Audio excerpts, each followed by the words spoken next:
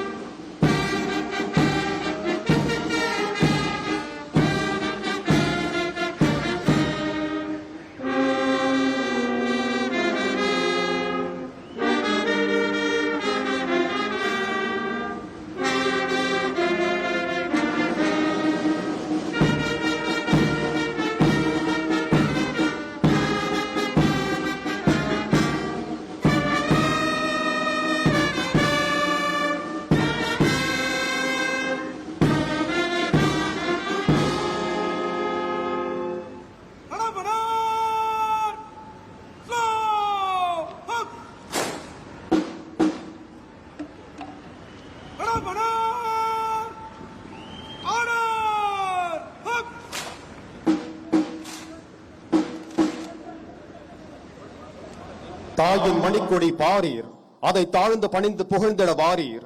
பாரதியாரின் இந்த பாடல் நம் தேசிய கொடியை தாயின் மணிக்கொடியாக போற்றி அதன் கீழ் நாம் அனைவரும் ஒன்றுபட்டு நிற்க வேண்டும் என்ற தேசப்பற்றையும் பெருமிதத்தையும் இத்தருணத்தில் எடுத்துரைக்கிறது. இந்த சுதந்திர தின நன்னாளில் மாண்புமிகு தமிழ்நாடு முதலமைச்சர் அவர்களை சுதந்திர தின விழா பேருரையாற்ற பணிவன்புடன் அழைக்கிறோம்.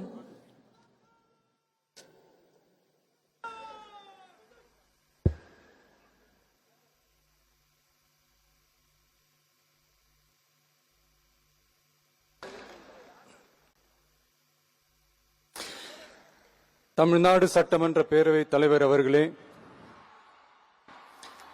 மாண்புமிகு அமைச்சர்கள், நீதியரசர்கள், எம்எல்ஏஸ், எம்பிஸ், உள்ளாட்சி பிரதிநிதிகள், தலைமை செயலாளர் உள்ளிட்ட அரசு அதிகாரிகள், நம்ம தாய் நாட்டின் சுதந்திர போராட்டத்தில் பங்கேற்று இன்னைக்கும் வாழ்ந்துட்டு இருக்கிற தியாகிகள், தற்போது குடும்ப ஓய்வூதியம் பெற்று வரும் சுதந்திர போராட்ட தியாகிகளின் வாரிசுதாரர்கள், டிஜிபி உள்ளிட்ட அனைத்து காவல்துறை அதிகாரிகள், முப்படைகளை சேர்ந்த அலுவலர்கள், வீரர்கள், சிறப்பு விருந்தினர்கள், இன்னைக்கு இந்த சுதந்திர தினத்தில் கோட்டையில கொடியேற்றுறத பார்க்க வந்திருக்கிற பொதுமக்களுக்கும், இந்த சுதந்திர தினத்தை கொண்டாடிக்கிட்டு இருக்கிற என் நெஞ்சில் குடியிருக்கும் தமிழக மக்களுக்கும், மாணவ மாணவிகளுக்கும் அனைவருக்கும் என்னுடைய சுதந்திர தின நல்வாழ்த்துக்கள், என்னுடைய வணக்கத்தையும் தெரிவிச்சுக்கிறேன். தங்களுடைய உயிரை, உடமைய, வாழ்க்கைய எல்லாம் இழந்துட்டு நமக்காக சுதந்திரம் வாங்கி கொடுத்த நம்ம சுதந்திர போராட்ட தியாகிகள், அதுல பிரபலமானவர்கள் மற்றும் பேர் தெரியாதவங்க அப்படின்னு இருந்தாலும் அவங்க எல்லாருக்கும், ஏன் அவங்க ஒவ்வொருத்தருக்கும் தனிப்பட்ட முறையில் என்னுடைய வீர வணக்கங்கள்.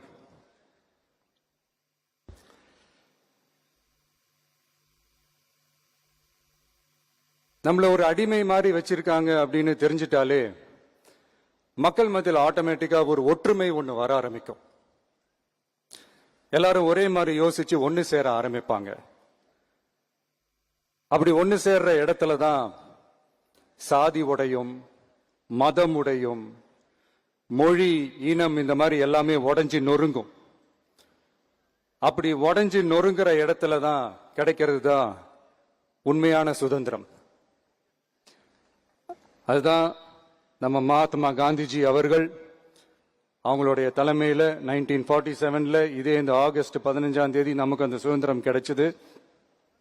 இன்னைக்கு நம்ம எல்லாரும் அந்த சுதந்திரத்தை கெட்டியா பிடிச்சுக்கிட்டு படிப்படியா டெவலப் ஆகி வந்துகிட்டே இருக்கிறோம். அந்த டெவலப்மெண்ட்ஸை அடுத்தடுத்த கட்டத்துக்கு கொண்டு போக வேண்டியது நம்ம எல்லாருடைய ஒரு கடமையும் கூட.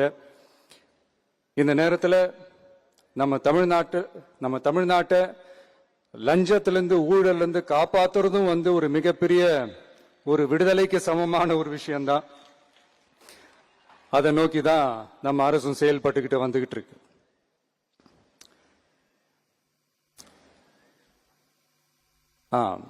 இந்த 386 ஆண்டு பழமையான இந்த கோட்டையில இங்க மேல ஏறி வந்து இந்த 80வது சுதந்திர தின நாள்ல நம்ம நாட்டோட தேசிய கொடியை ஏத்தி வச்சு இன்னைக்கு இந்த விழாவில் என்ன பேசவும் வச்சிருக்கிறீங்க. அதுக்காக உலகம் முழுவதும் இருக்கிற என்னுடைய தமிழ் சொந்தங்களுக்கும் தமிழ்நாட்டு மக்களுக்கும் ஜென்சி இளம் சிங்கப்படை தோழர்களுக்கும் என்னுடைய மனமார்ந்த நன்றியை தெரிவிச்சுக்கிறேன். பிறப்புக்கும் எல்லா உயிருக்கும் அப்படின்ற ஒரு மிகப்பெரிய ஒரு கோட்பாட்டை அடிப்படையா வச்சுதான் நம்ம தமிழ்நாட்டை லஞ்ச லாவண்யமற்ற போதைப் பொருள் கலாச்சாரம் இல்லாத பெண்கள் பாதுகாப்பு சமூக நீதி அடிப்படையில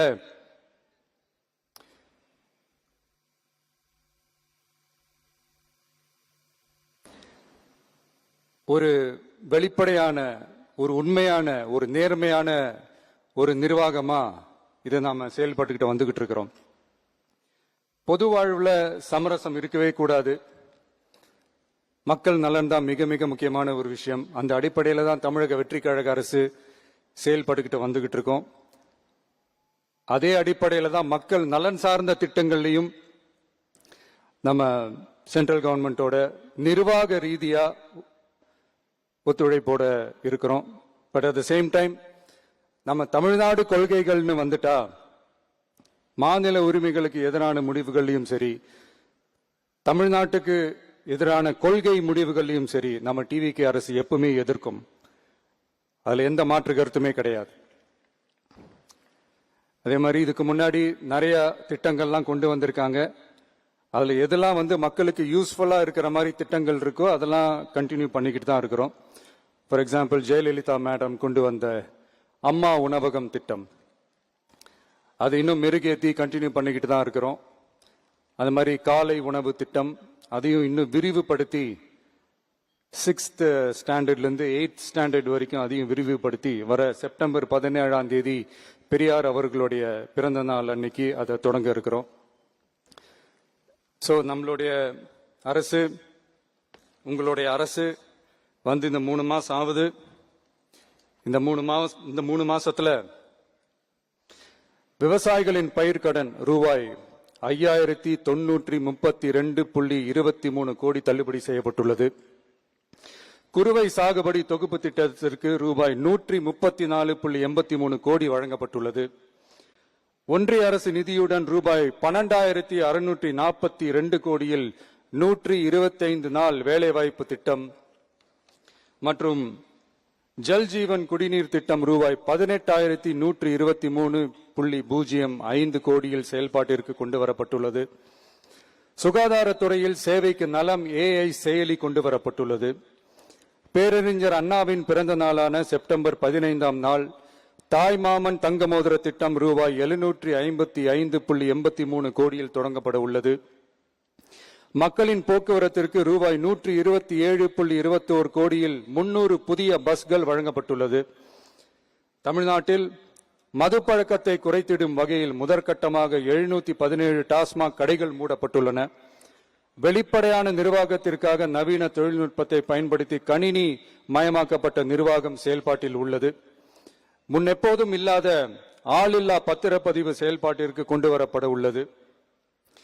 கோயில் நிலங்கள் கணக்கெடுக்கப்பட்டு அனைவருக்கும் தெரியுமாறு ஆன்லைனில் ஏற்றப்படுகிறது. வருவாய்த்துறையில் அனைத்து சான்றிதழ்களும் 15 தினங்களுக்குள் வழங்கப்படுகிறது. லஞ்சம் வாங்குவதை புகார் செய்ய புதிய வாட்ஸ்அப் எண் அறிவிக்கப்பட்டுள்ளது. அரசின் வருமானம் தனிநபருக்கு செல்வது தடுக்கப்பட்டுள்ளது. அனைத்து துறைகளிலும் லஞ்சம் ஊழல் ஒழிக்க தொடர் நடவடிக்கை எடுக்கப்பட்டு வருகிறது.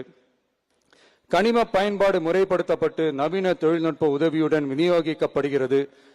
சட்டம் ஒழுங்கு தீவிரமாக கண்காணிக்கப்பட்டு பராமரிக்கப்பட்டு வருகிறது.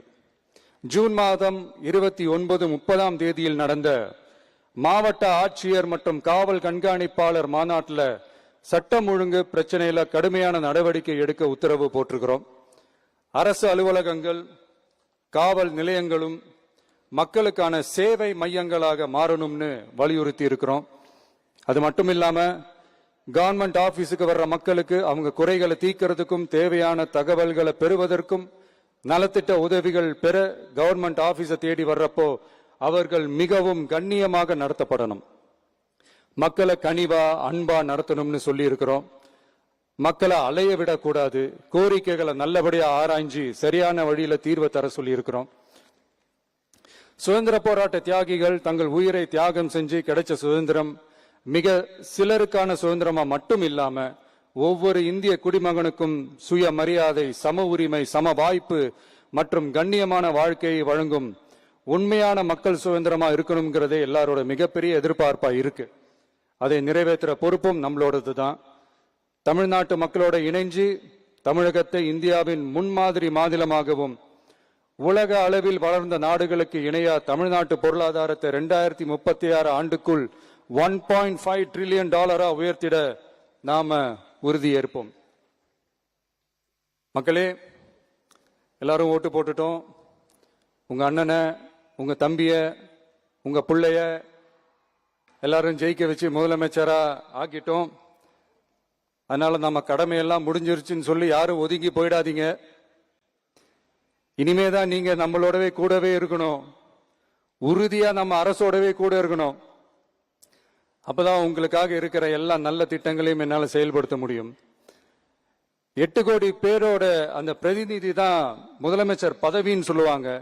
அதனாலதான் சொல்றேன், மக்கள் தான் ஆட்சியாளர்கள். இங்க நானு, எல்லாருமே அங்க இருக்கிறவங்க எல்லாருமே மக்களோட சர்வன்ட்ஸ். அப்படிதான் நான் அதை பார்க்கிறேன். ஸோ வாங்க எல்லாருமா சேர்ந்து நம்ம கடமையை சேர்ந்து செய்வோம்.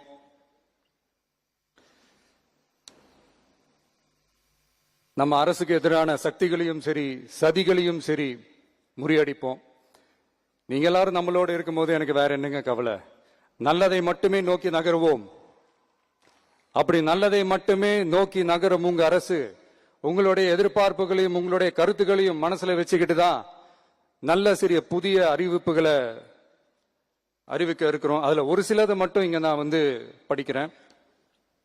ஒன்னு, தாய்நாட்டிற்காக தன்னலமற்ற தியாகம் செய்து நமது நாட்டின் பாதுகாப்பிற்காக அரும்பாடுபட்ட முன்னாள் படை வீரர்களின் நலன் கருதி அவர்களது 2 மகள்களுக்கும் வழங்கப்படும் திருமண நிதி உதவி 25,000 ரூபாயிலிருந்து 50,000 ரூபாயாக உயர்த்தி வழங்கப்படும். 2, மாற்றுத்திறன் கொண்ட முன்னாள் படை வீரர் மற்றும் அவர்களை சார்ந்தோர்களுக்கு வழங்கப்பட்டு வந்த மாதாந்திர நிதியுதவி 5,000 ரூபாயிலிருந்து 7,000 ரூபாயாக உயர்த்தி வழங்கப்படும். 3, மாநில அரசால் விடுதலை போராட்ட வீரர்களுக்கு வழங்கப்பட்டு வரும் மாதாந்திர ஓய்வூதியம் 23,000 ரூபாயாக உயர்த்தி வழங்கப்படும். 4, மாநில அரசால் விடுதலை போராட்ட தியாகிகளின் குடும்பங்களுக்கு வழங்கப்பட்டு வரும் மாதாந்திர குடும்ப ஓய்வூதியம் 12,500 ரூபாயாக உயர்த்தி வழங்கப்படும். 5, வீரபாண்டிய கட்டபொம்மன், முத்துராமலிங்க, விஜய ரகுநாத சேதுபதி, மருது சகோதரர்கள் மற்றும் வாவு சிதம்பரனார் ஆகியோரின் வழித்தோன்றல்களுக்கு வழங்கப்பட்டு வரும் மாதாந்திர சிறப்பு ஓய்வூதியம் 11,500 ரூபாயாக உயர்த்தி வழங்கப்படும். இவற்றிற்கான அரசாணைகள் அரசால் வெளியிடப்பட்டுள்ளது. I once again extend my respectful greetings and salute the people of Tamil Nadu who has broken the caste and religious considerations, rejecting money and muscle power, and gave us an overwhelming support to establish people-centric and social justice government. We are on a mission mode to achieve corruption-free government. We want our people to develop zero tolerance towards corruption. And we appeal to the officials and the people of Tamil Nadu to make our state corruption-free. இன்னைக்கு இந்த விழாவில் பரிசு வாங்க போற பாராட்டுகளை வாங்க போற, விருதுகளை வாங்க போற அனைவருக்கும் என்னுடைய வாழ்த்துக்களை தெரிவிச்சுக்கிறேன்.